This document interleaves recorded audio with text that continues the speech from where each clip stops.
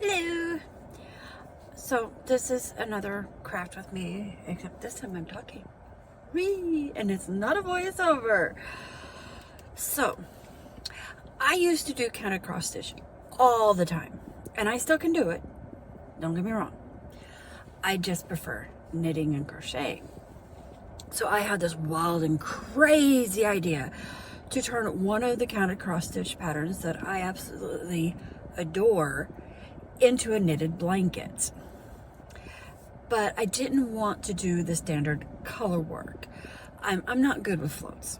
I do know I need to work on it, and I'm going to. It's just, I don't want to sit here and do this big gigantic blanket and work with floats on it. So we're going to double knit it, which is just double the work, double the cast on, double the cast off. But I think when it's done, it is going to be beautiful. So the original design for it's an ink circle, cirque-des-carreaux, I believe is how it's pronounced. And I'll have a picture of it all throughout this video in one of these corners. I've learned how to do that. So I have to cast on double knit style, which is what I've done right here. And if you notice, everything's worked in pairs, so each one is two, because one side is going to be with the gray as the background and the teal as the color, and the other side is going to have teal as the background and gray as the color. The original counted cross stitch design is basically just a two-color design, and it's got some really pretty colors in it, you can see in the photo. So I picked out two colors, a gray and a teal. No, this does not go anywhere near in my house colors. I don't care. My house colors are all neutral. This is why. Is so that way I can add whatever color accessories that I want to add into my house. So that's what we're doing right now, is we are casting on. So I will probably sit here and talk to you, but I'm also going to be stopping and counting. Now, for me, anytime I have to count over 50, I mean, this is how long my needle is for this. This is a 47-inch needle, and I also have some 60 inches in there just in case I need it, because the counted cross stitch pattern itself is 251 stitches stitches. Okay, well, since I am double knitting it, means I have to cast on double the stitches. So that means that I actually need to cast on a total of 251 times 2, about 502 stitches. I am probably going to cast on about 502 stitches, so 10 on each side, that would make 20. So 522? Yeah, 522 stitches. So that way and then I'm also going to put a 5 or 10 row border around the sides of it. So anytime I have to cast on a big amount of stitches, I take my stitch markers and I close them, because they usually sit in my little bowl completely open, and I count out how many tens. Okay, now mind you, I will still go back through and count the stitches again, but this way, if I have such a big gigantic thing to cast on a huge amount of numbers, I don't try to do those all in one sitting, because my hand gets a little tired. So I will cast on to a certain point, and I will cast on to a certain point at a time, and then I'll put it aside, and then I'll do something else for a little bit. Do I need to be casting on another project? No. Am I still going to do it? Yeah. So the way I do it is I do it in 10 stitch increments. So I cast on 10, put a stitch marker in. Cast on another 10, put another stitch marker. That way, when I want to go through and recount them, and I just need a quick count. I don't need to do anything, you know, I'm not looking for specific counts at the time. I can just sit here and go back, oh, there's 10, 20, 30, 40, so on and so forth. Since I am double knitting, each cast on needs to be 2 stitches. So basically I'm casting on 20. This is a slip knot joint, so I will not be counting this one because I will be taking it off. So there is basically 20 stitches right there, or 10 pairs. So that's how I cast on for double knits. If I was just casting on for a single, then I would just put it every 10, but for this one it's every 20. But even as I count them in pairs, because my teals should be the first one that I do. So that's 1, 2, 3, 4, 5, 6.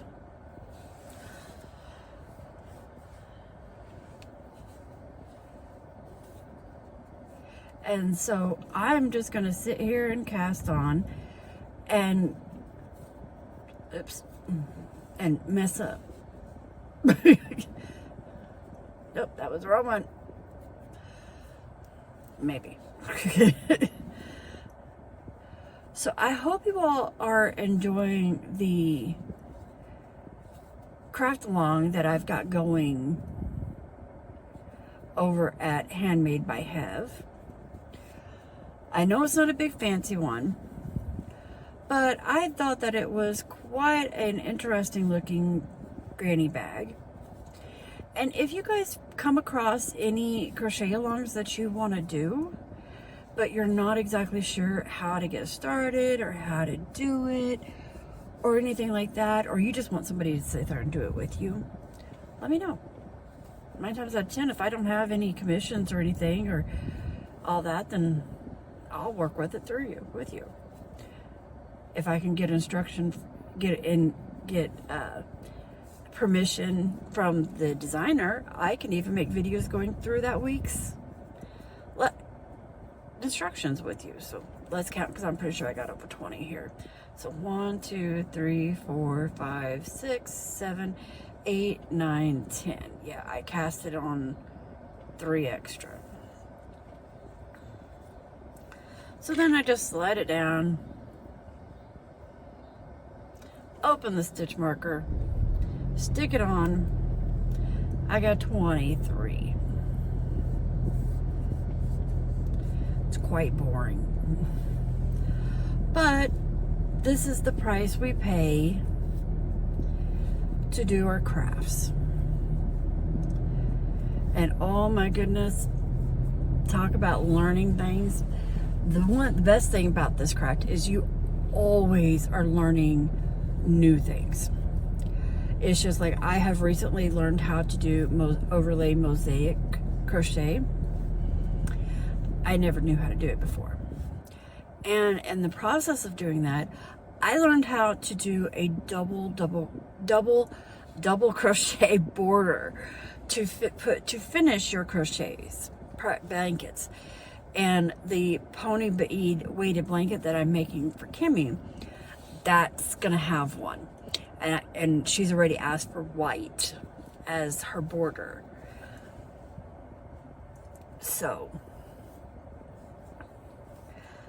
I'm looking forward to getting that weighted blanket done. Mainly because I want to work on this, and I need to get JR's blanket done. I need to get that neon thing done. So let me count again. 1, 2, 3, 4, 5, 6, 7, 8, 9, 10. Exactly 10. I'm getting better. Okay, so when I have exactly 10, I just take my stitch marker, stick it on, and we're ready to go again. So I actually counted right. Now, every now and then, when I get to 100 on these, I will add another stitch marker to this, so that signifies, oh, I have 100 stitches here. But before I actually cement that in, I will actually go through here and count each stitch, just to make sure I have 100. Always remember, count twice. Count twice. Only stitch once. I don't want to have to recast on this. you know, this is a lot of stitches to cast on. But, you know, my bestie Kimmy, she has anxiety like I do, which is probably why, you know, we understand each other so well. And right now, she's going through some really hard issues, and I don't want to discuss it because that is her and her family. I don't discuss what my friends tell me to anybody but them.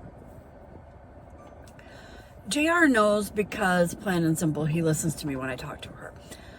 But she's going through some hard times right now, and her anxiety is giving her some fits.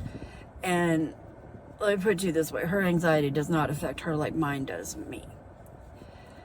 And I'm trying my best to help her in any way that I can. And, you know, the more I think about it, I don't think people realize just how crippling having anxiety can be. Let me tell you a story about it. And this was when I was medicated to where my anxiety is under control. For the most part. For the most part. I gotta count again. 1, 2, 3, 4, 5, 6, 7. I was, JR and we hadn't just got together, but we had been together for probably about 6 months. And, well, I don't usually go to Walmart by myself. And the reason that is because for me, Walmart with the fluorescent lights, the big open building, the noise and the floor, and it's very sensory overload for me. My body just my body is not fond of it. Let's put it that way. So I rarely go to Walmart by myself. It's gotten better. But I still don't do a lot of Walmart by myself, which is part of the reason I absolutely love Walmart pickup. Is because I don't have to. I can just order my stuff and have it picked up. Or since we now share Sam's, we share our Sam's membership with my parents, and then we use theirs, and then they use our Walmart. Which is no biggie to me, I don't care. Let me count. 1, 2, 3, 4, 5, 6, 7, 8, 9. Good, I didn't like how those two looked. And see, plus with me counting, if I don't like how the stitches look on the cast on, I just take them off and redo them. 1, 2, 3, 4, 5, 6, 7, 8, 9, 10. So it would have been about 6 months. He was still working at Food for Less, a local grocery store. And I needed some things for supper. And so I told him, I go, well, before I come pick you up, let me go to Walmart. We had 2 cars at this time, but I still picked him up most of the time. Picked him up and dropped him off, because otherwise he'd just walk. It was where we lived at the time. It was like 15-minute walk for him, so it wasn't that big of a walk, and he had been doing it forever. But so we had the 2 cars, but we were just leaving one at the house because we didn't really need it. So I go to Walmart. I get everything done, and I have to go pick up, I can't remember if it was tissue paper, a card, or wrapping paper, but I was needing something down the card aisle. So, and I knew I was getting close to the end of where, you know, my anxiety level had just about reached the end of where I was going to be able to control the situation. But I'm like, okay, I just have to get this one thing, and then I'll go to the registers. I thought I had enough left. I seriously thought I had enough left. I walk down the card aisle. I get what I need. And then as I go to walk out of the card aisle, I can't move. I am literally stuck. Just like there is a big invisible brick wall in front of me, I cannot move. I cannot walk past this aisle. Sorry, my eyes water. Okay, so I'm like, okay, so there's a brick, my end is here. Okay, so let's turn around and we'll go down to the other end, because sometimes, honestly, that does work. Sometimes. Not this time. Mind you, he still had 30 minutes left of his job. So he wasn't off work yet. So I hit the nice invisible brick wall on the other side. Can't move. I am now stuck in between the aisle, from one end of the aisle to the other end of the aisle. I can walk back and forth, no problem. No problem whatsoever. I cannot leave the aisle. My anxiety has hit my fight or flight so bad that I am now basically hiding. Even though I know this is not hiding, I am hiding. I am crouched and tucked in my little den. I'm hiding from the big bad whatever is outside. So I'm like, well, crap. All the whole time, even though I know there is no wall in front of me, there is nothing that is stopping me from going out, I cannot move. I cannot leave this aisle. So I'm like, well, shit. Pardon my language. So I call my father. My father at the time lives 45 minutes away from me. Usually my father is, most of the time, is my person who can calm me down. 9 times out of 10, if I'm having a full-blown panic attack, call my dad, and he will calm me down. Honestly, all he does is talk to me. He tells me what he's doing, tells me, you know, it's crazy. But he just has the voice that just calms you down. And so I figure, okay, I'll give him a call. Call him. No, doesn't do it. It gets me calm, but not enough to get out of the aisle. So he goes, okay, well, he's like, do you want me to come get you? Because this is not the first time this has happened. I'm like, no, JR is only, you know, by this time about 15 minutes away from being done.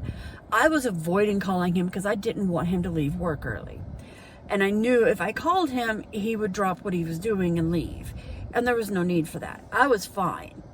I just was fighting an internal battle with my brain, trying to make my brain understand that no, there was no big evil entity. Nothing was going to happen to me if I left the aisle. My brain just wasn't. It's like a war between two sides of your brain. You've got one side that sits here and says, oh my God, everything's dying. You step one more foot, you're dead.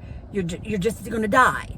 And the other side of your brain is the rational side, is sitting here going, there's nothing there. You're fine. It's okay. And it's a constant battle. And most of the time, my rational side can win. But when I've had a stressful day and had a lot of anxiety triggers, the irrational side wins. No matter what. I know this. So Dad's like, okay. And mind you, I've had Walmart employees come and ask if I'm okay. Other people ask me if I'm okay. One lady came by and she goes, my daughter has anxiety. I know exactly what's happening. She goes, let me stand here and talk with you. She talked with me for a few minutes. And she's like, do you want to try? I go, honestly, I would love to. I go, but I have never been able to have it work with somebody I don't know. I'm sorry. I go, I love the fact that you're here. This is wonderful. Kudos. I love that lady. She was perfect. I go, but I highly doubt it's going to work. And it didn't. So about this time, it's about 3 minutes before JR can clock out, and I call him and he's like, what's going on, babe? I go, I'm stuck at Walmart. He's like, what do you mean? I'm like, I'm stuck. Mind you, this is the first time I have gotten stuck somewhere with him. And I told him, I go, you remember me telling you that when I have too much trigger points, too much stressors, I go, I get stuck somewhere? He's like, yeah. I go, well, I am currently stuck in the Walmart card aisle on Independence. He's like, okay. he's like, well, are you okay? You know, asking, make sure that I'm okay and all this. I'm like, yeah. I go, I just need you to come get me. And he's like, okay. He goes, you know, it's going to be about 30 minutes. I'm like, yeah. I go, I've already been standing here for 30 minutes. What's 30 minutes more? And so, you know, he comes. He gets off work. He walks home, gets in the car, comes and gets me. 2 seconds after he gives me hugs, asks me if I'm okay, I'll walk out of the aisle. Let me count. 1, 2, 3, 4, 5, 6, 7, 8. So yeah, you know, and I don't think people understand. If you've never had it, you just don't get it that, yeah, you know that this is crazy. You know that there is nothing there, but you just can't do it. Oh, make sure I have 10 here. 6, 8, 9. You just can't do it no matter how much you try. And it is the most embarrassing thing, is to be walking back and forth down this aisle and you can't move. And you know there's no good reason for any of it, but you just can't do it. So yeah, Kimmy's going through some issues right now, and I'm doing my best, and I'm just like, I don't know how many times I can say this, is people, just because somebody is acting different from way you act, don't automatically think that there's something, you know, bad going on. This may be how they handle their self-comfort. This is maybe how they handle their anxiety. I mean, if I'm somewhere, I sit here and bounce my leg 90 to nothing. I will sit there and knit. Yes, it is weird. I understand that. But that doesn't mean that you need to sit here and make fun of them or act like they're a bother or a hassle. This is how they are managing to handle their life.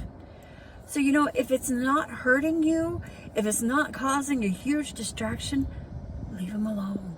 Let them do it. It's not going to harm you any. It doesn't hurt you one bit. 1, 2, 3, 4, 5, 6, 7, 8, 9. It doesn't hurt you one bit to have somebody sitting there, you know, bouncing their leg or, you know, just doing something. It doesn't hurt. If they're sitting there popping those little fidget toys, let them. What harm is it doing you? They are not touching you. They are not invading anything of you. They are not doing anything. Do it. Some people don't have minds that can just focus on one thing and that's it. Some people have to have multiple things going on. Otherwise, their brain will go off into a tangent that is not necessarily a good tangent. If I sit somewhere for too long and I don't have a thing to do, I don't have reading, don't have my knitting, my crocheting, whatever, you don't even want to know where my brain goes.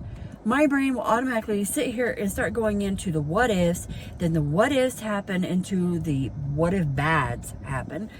And no matter how much I meditate or positive think or gratitude journal or any of that, it doesn't help all the time. Yes, I got a new cup. It has a witchy cat on it. I adore it. It doesn't always help. Your best coping mechanisms will not help 100% of the time. You're always going to have those few times when it doesn't help you. And those few times is when you have the issue. I'm not saying that doesn't mean don't even try to have any coping. Have them. Just understand that it's not going to always work. Have multiples. It's just like the medication. My first psychiatrist, she was good once I calmed down enough around her. Her best way to say it, she goes, you need to realize, she goes, this medication is not going to fix the problem. all it is going to do is help you control the problem. Excuse me. Nose itch. She goes, all it's going to do is help you control the anxiety.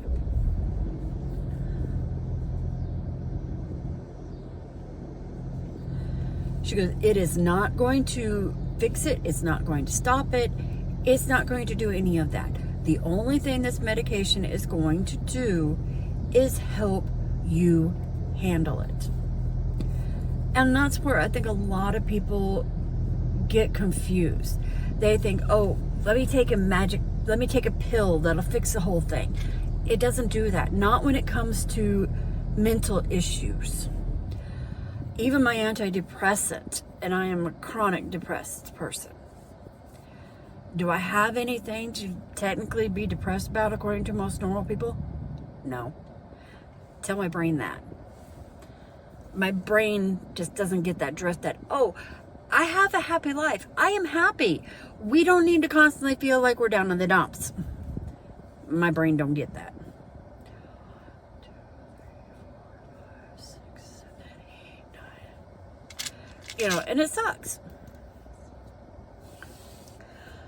But even my antidepressants, who provide me with that stupid little medication that my brain does not make enough of, doesn't completely control my depression. It helps, but does it completely fix the problem? No. Will it ever completely fix the problem? No. But what it does do, it helps me. So when I hit the bottom of my roller coaster, because that's what I kind of consider my depression as a roller coaster, when I hit that bottom and I'm just sitting there rocking back and forth, not able to go up the next hill, the medication helps by giving me a little extra boost to go up. I'm weird. You all should know this by now.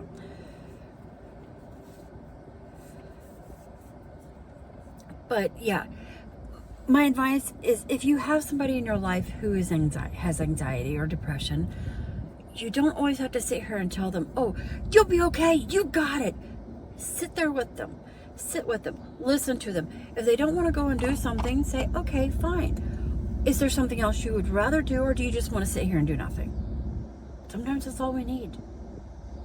That's it.